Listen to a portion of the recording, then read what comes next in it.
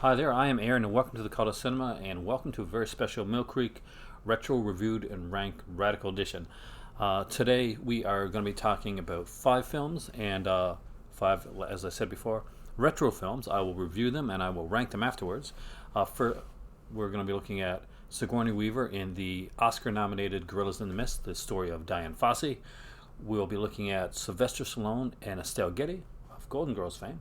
Estelle Getty, not Sylvester Stallone, in Stop or My Mom Will Shoot. John Goodman will be taking on the kind of glossy, but really interesting, a little biopic called The Babe. Follow that up with, and I want to get the name right because I'm really bad at pronouncing this one, Christina Ricci and Anna Klumsky in Gold Diggers, The Secret of Bear Mountain, which is kind of a 1995 like Tom and Huck type of story, but with Anna Klumsky and Christina Ricci. And we have the very popular 1980s film, and this is very 80s film called Rad, which made a surprise appearance when people thought they weren't going to be able to get it anymore. So welcome to Reviewed and Ranked Retro Style Mill Creek Edition. Let's do these one at a time here. I will review each of these and then I'll rank them. I did actually watch these each, like twice each, and I watched them again today. So that was the big the big thing. My entire Sunday was taken up doing this, by the way, guys, because as you know, most of these are over 2 hours long. We'll start with Gorillas in the Mist. This was nominated for, I think, around 5 Academy Awards, and it won a Golden Globe, at least 1 or 2 Golden Globes it did. And this is Sigourney Weaver with a small but memorable performance by Brian Brown. And it is such a good movie. This is Diane Fossey, Gorillas in the Mist. I thought I'd seen this film, and you know what? I hadn't. This is one that went Oscar-nominated film that went past my radar. And for those that know the story, like I won't give too much away. But one thing I will say is that I got Diane Fossey confused with Jane Goodall, and so the conclusion of this film was quite a shock to me. Now, this film runs over 2 hours long, and I'll be honest with you, it is a good 2 hours. You know why this thing is nominated for awards. It has a sweeping score. The cinematography is fantastic. Direction is great by Michael Apted, and just great performances all around. It is a gun punch, and there are some things there in this one here. Rick Baker did like the gorilla effects. Now, they do use a lot of actual like footage from actual real gorillas in there, but for the safety purposes, they had Rick Baker make the suits for when they were using actual people in the suits. Here's the thing: Rick Baker is so good at making these that it really changed the way that these type of suits were made in the future, and basically they're so realistic that, in my opinion, you can't tell them from when you're actually seeing the gorillas. That's how well this is done. This is an incredibly well done film, but it is not an easy film. It pulls no punches on when it talks about Diane Fossey.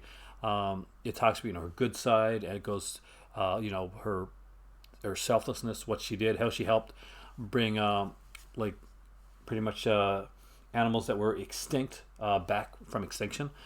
Her fights against poachers, and there's a couple poacher scenes in the film, and I will put it to you like straight out, they are brutal. They do a really good job of showing you how kind of vicious the slaughter of these animals were, and they do like take the time to say, okay, well, these people are making we're trying to make a living and trying to support like the town and their family, but there's no way that you're ever on the side of the poachers on this one here. Diane Fossey was an amazing woman, and this really deserves a look. This is actually a really good print as well. I love the interior artwork on this one here. This is usually what most people think about when you see Gorillas in the Mist, but I really like this. I'm not always big on the interior artwork. I love that there's different interior artwork. I hate when it's the same, but this is definitely worth a watch. It was nominated for the Academy Award for a reason. It won Golden Globes for a reason. Sigourney Weaver is exquisite in this film, and I utterly adored this movie. It was a emotional roller coaster ride. It's not one I'll go back to like within this year again. I will watch it again because I think it's a fantastically done film, but it does drain you emotionally. So know that before you go in. Next up is Sylvester Stallone and Estelle Getty in Stop or My Mom Will Shoot. Now this film here with Joe Beth Williams, Roger Reese is in this one as well, has all fantastic actors. None of them seem to be phoning it in. All of them seem to be doing their best with the material that they got. It actually even it's directed by Roger Spotswood. Most people are going to hear the name and think Turner and Hooch. For me, it's Terror Train. That's the movie that I know him from. But for some reason, this one doesn't work. At least it doesn't work for me. It seems like a failed TV pilot. It's not, but it does. It's got the kind of the cheesy kind of like artwork on the inside. It's cute. Like the artwork is cute. There's all these elements that Sylvester Stallone plays a fantastic cop. Joe Beth Williams is always great in everything she does. Estelle Getty does her does the mom, protect her mom well, really role really well. I think what really stands out here, what doesn't tend to work in this film, particularly for me, and this is just my opinion, is that the whole idea of the bad guys. Roger Reese is a good actor. Roger Reese has been in Cheers. He's done a ton of things, and he does normally play a good bad guy actor, and he's very comedic. But in this, he's really given nothing to work with, and all the other like bad guys are kind of bland, like secondary TV bad guys that you would expect to get more from. But that being said, I'm glad I have this because it's great to see something like Gorillas in the Mist, because that shows you, when all those cogs go together and they make a really good film. But there's something particularly intriguing about a movie that has all the cogs, but for some reason they're just not lining up. And Stop or My Mom Will Shoot is like that. Now, some people will swear by this one. This is a cult favorite for a lot of people. So I just got to go by my own personal taste. And Stop or My Mom Will Shoot is one I wanted to love. I really did. I went into this one thinking, okay, well maybe when I saw it before, like years ago, maybe there's gonna be something different. It still left me kind of cold. But that being said, I'm glad I got it in my collection. I will review it. I will kind of like watch it again in about a year or so, and just see if I feel the same way about it. Sometimes you never know. Next up is John Goodman in The Babe. This was a fantastic little film. John Goodman plays, and he kind of gets. You can see more of John Goodman right there, but he really does get lost in the character of Babe Ruth, and he does a really great job with this. We got Kelly McGillis in this one here. There's Trina L. Alvarado, I think her name is. I want to make sure I got it right. Trina L. Alvarado is really good. Bruce Boxleitner's in here. Now, directed by Arthur Hillier. Really good film. Really good biography. Glosses over a lot of stuff about Babe Ruth, and like a lot of biographies, it plays a little bit fast and loose with some of the actual facts, but nothing into the level of the Queen biography that came out more recently. This is a fun one. It is not the sports type movie that you're going to expecting. Obviously, it has a lot to do with baseball and his love of it, but it does talk about Babe Ruth, and it does give, doesn't just show him as like this, all-American hero. He has the kind of warts and all portrayal of Babe Ruth, and he's shown as kind of like a lovable teddy bear, but somebody that really, in a way, because of what happened to him in his early life, and you don't get to see a lot of that there, but you get like a small role by James Cromwell that's actually really good.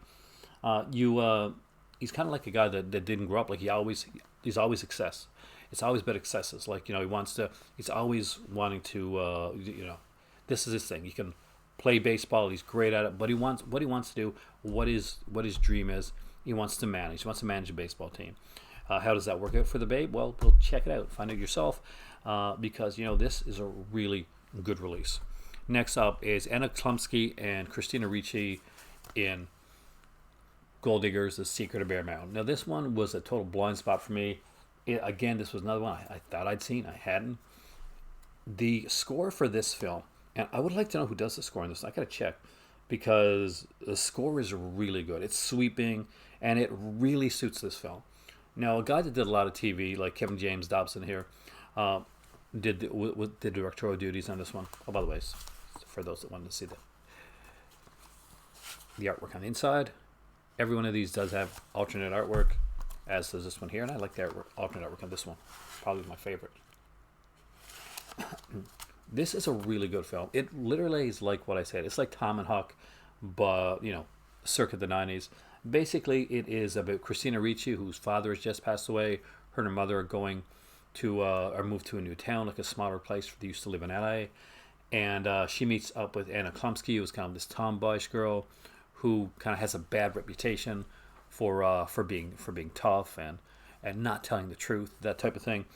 And they decide to go on this adventure to find the lost gold of Bear Mountain. And it doesn't go the way you think it's going to go.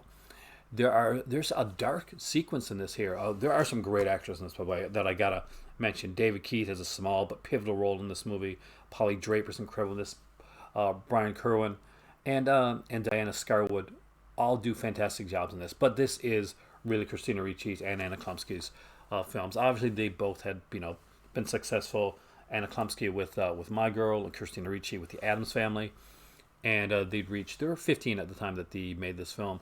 And it is a fun film. If you got kids and you want to watch a nice, just an interesting little adventure film, then this is a really good one.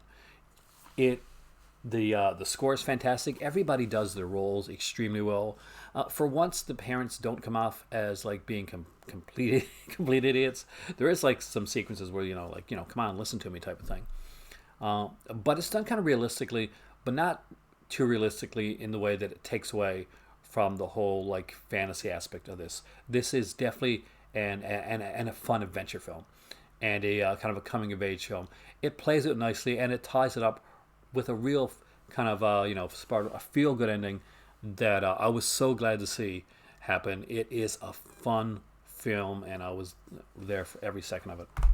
Last but not least is the Hal Needham Classic, that 80s film, and this is pure 80s, by the way, guys, and this is Rad. Now, obviously, this came out on a 4K from Vinegar Syndrome. They had a limited edition of this, and that has long since sold out. One of the neat things on this is this actually has a feature that I'm pretty sure isn't on the Vinegar Syndrome edition. I do have the Vinegar Syndrome edition as well. I probably should look, but it's late at night here, so I decided not to. I decided to make the review instead. But there is like a 40-minute kind of Rad Q&A session with Bill Allen, Talia Shire, Bert Connor, screenwriter Sam Bernard, and hosted by Jorma, one of the guys from the Lonely Island Group. Because Lonely Island Group, by the way, guys, are really big fans of Rad. So what is Rad? It is, for a lot of people, this is the ultimate BMX movie. This is what made a lot of teenagers back in the 80s fall in love with BMXing and BMX bikes. The beautiful Lori Loughlin's in this one. And we got Bill Allen here, Talia Shire, Ray Walston, Jack Weston, Bert Connor is in this. Great little film. As you can see, it does have a Mondo steelbook. And, Mondo are known for these extremely high-quality Weldon steelbooks. There's a slip right there. But let's just take a look at the steelbook, because it really is beautiful. I am a fan of the movie Rad. I do like it. I was more of a skateboarder than a BMXer when I was younger, but just look the way this is. This looks gorgeous. But this is a really cool 80s film. And this is a song in it called Send Me an Angel that's played during and I'm not even joking here, this is a real thing, a BMX bike dancing sequence at a high school gym. That happens in this movie. This is basically a lighter, kind of fun little Karate Kid-ish type film with BMX bikes, is what it is. And it has a song by John Farnham, of course, who did You're the Voice. Not in this one. He did the song in this one is Break the Ice. They rhyme. But You're the Voice is one that John Farnham's most famous for. Really, really fun film. I really enjoyed Rad, and I thought this was just an incredibly fun addition to my library. I got the 4K on there. I'm glad I got this. A 40-minute conversation was really good on here. This also comes all the way with the digital copy, so you can take your Rad on the road with you if you want to do that as well. As always, the ones with digital copies are you go to Movie Spree and just put it in there and you get your digital copy and you can watch your movie wherever you go. Movie Spree is a really good thing that Mill Creek does, and I have availed of it myself for certain releases. My kids use Movie Spree a lot because they have a lot of my Ultraman codes. All right, now we did the reviewed part of all these here. Let's get to the ranking part. In fifth place, and it's not gonna be a big surprise from the review. I hope that I can go back and watch this one and like it a bit more than I did this time. This was probably my least favorite out of all of them. But as a Sylvester Stallone completist, and I pretty much, I think I'm going to be, because I did grow up with Stallone. I'm super glad I got this in my collection, but it didn't hit me right this time around, and that is Stop or My Mom Would Shoot. If this is something that you got nostalgia for, though, definitely this is the way to grab it. These VHS retro releases are actually pretty inexpensive. They have upped their game with their slip covers. You're going to see they got them over glossy finish. It seems more solid too. So this is in the number 5 place. Number 4 goes to The Babe. I really did enjoy this film a lot more than I enjoyed Stop My Mama Shoot, actually. But it's exactly what it is. I'll go back. I'll watch this one again because I really love the actors in this. I love Kelly McGillis in this. I love John Goodman in this. It's such a well done, fun little film, and I do like biographies, so that's always a plus there. But in the number 3 spot is Gorillas in the Mist. I really love this movie. The ending shocked the hell out of me, but everybody's on their A game. Every single actor in this is just top notch. The cinematography. This was shot like in Rwanda and areas like that, and you can tell it's just gorgeous and lush and beautiful. The gorillas in the film, I think the baby gorillas were actually played by chimpanzees, but they just like made them look different. But it was kind of cool because obviously they couldn't use baby gorillas because put the actors in danger. Now this is where it becomes really hard because I watched both these two films and I really enjoyed each of these films for what they were. But what gets the number 1 spot? Well, for me and for you, it's probably going to be different. And in second place, but one that if you did not get the get the 4K edition of this one, even if you did, there's extra features. So if you went out and you bought an expensive 4K of Rad, which I did. And you're a fan of the film, and you want the extra features, and you want the steelbook, because this is a gorgeous steelbook. You saw it. It's like, no hyperbole there. Rad's number 2. And that is a high number 2. Almost to the point where these two are tied. But this is an excellent little film. It's a great slice of 80s cheese, and I love it. It's one that I will watch again, and obviously I watched it twice again to do this review right here. But in number 1 place, this is, and maybe part of it is because I watched Gorillas in the Mist and The Babe before I watched this film, and I so needed this film after watching those two. Gold Diggers: The Secret of Bear Mountain is really fun. Now, I remember when Siskel and Ebert reviewed this back in the day, and I was a Siskel and Ebert guy. What a shock, right?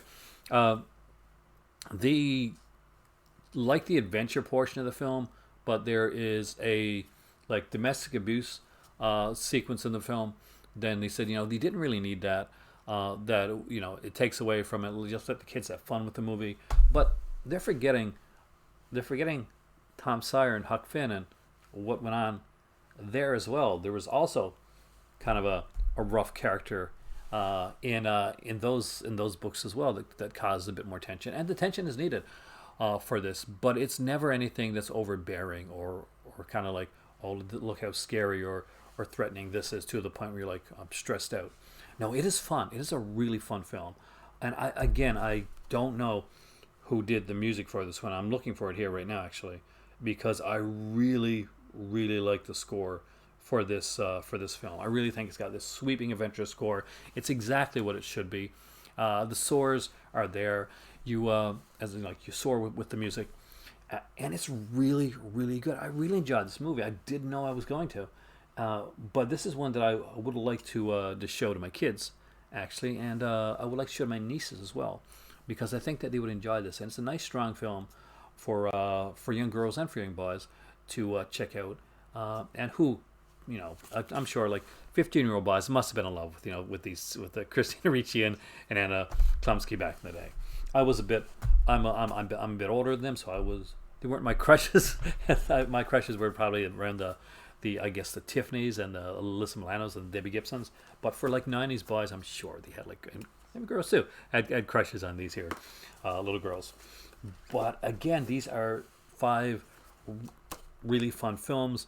Suburban Mama Shoot is my least favorite out of all these here, and I wouldn't give it a Call of Cinema Approved. I would definitely give a Call of Cinema Approved to Gold Diggers. I would definitely give a Call of Cinema Approved to Rad and to Gorillas in the Mist. And I think that The Babe and Suburban Mama Shoot are good retro releases. I'm collecting all the retro releases if I can. There's a few that I'm missing, and I got to go back and pick those up. For those that collect Mondo Steelbooks, Rad is number 46 in the Mondo Steelbook collection. And there you go. That is 5 movies reviewed and ranked. I hope you guys enjoyed this, because I really did.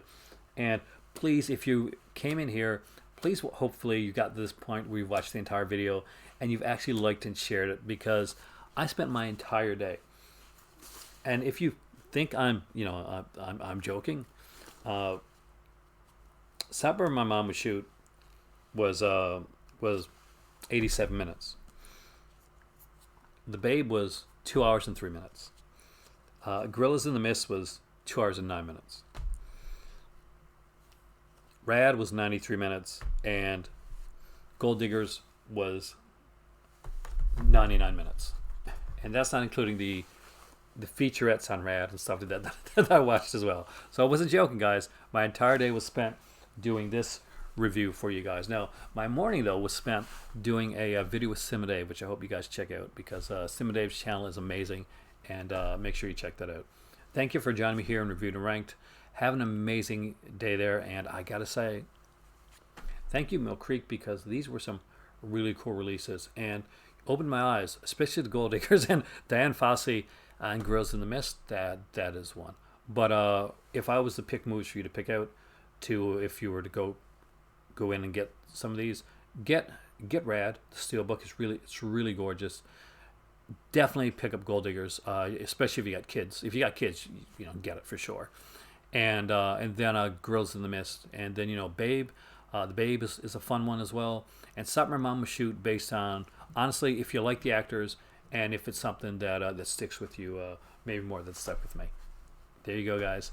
Hopefully that was informing and a little bit entertaining. I'll see you next time right here in Reviewed and Ranked in the Call to Cinema.